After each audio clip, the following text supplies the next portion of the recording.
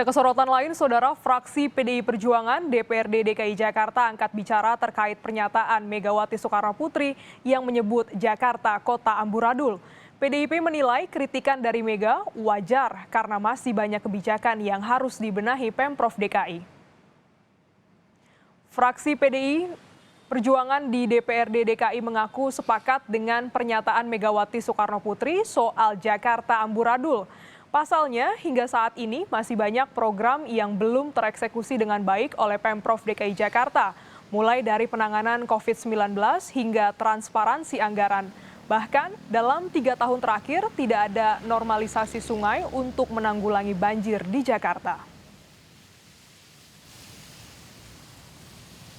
Mengenai anggaran, di sini juga tidak jelas anggaran mengenai transparansi, mengenai mau kebijakannya, mau goalsnya seperti apapun sampai dengan saat ini juga belum jelas. Jadi menurut saya wajar kalau Ibu Ketum berbicara seperti itu. Karena ini dalam konteks penghargaan City of Intellectual di mana seharusnya DKI Jakarta dengan APBD yang paling besar itu bisa memenangkan penghargaan tersebut.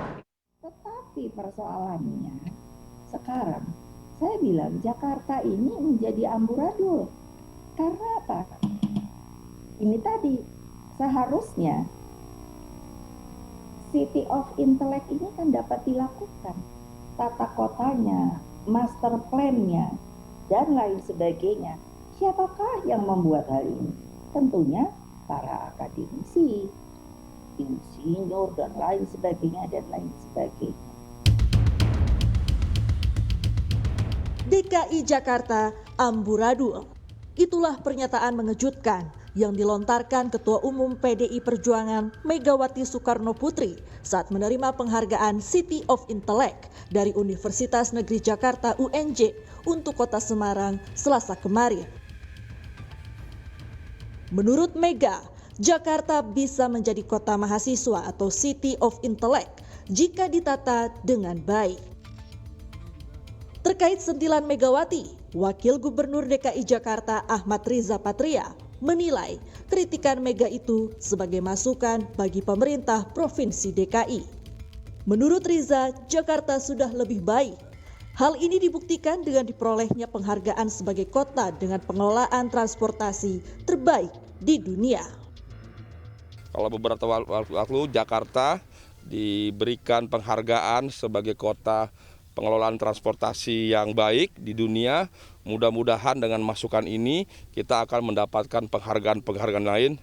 Seperti sebelumnya kita mendapatkan penilaian dari BPKRI sebagai provinsi yang mendapatkan WTP 3 kali berturut-turut dan prestasi yang lainnya. Sekarang kita sedang mengejar prestasi lain seperti Sakip, Akip, dan sebagainya.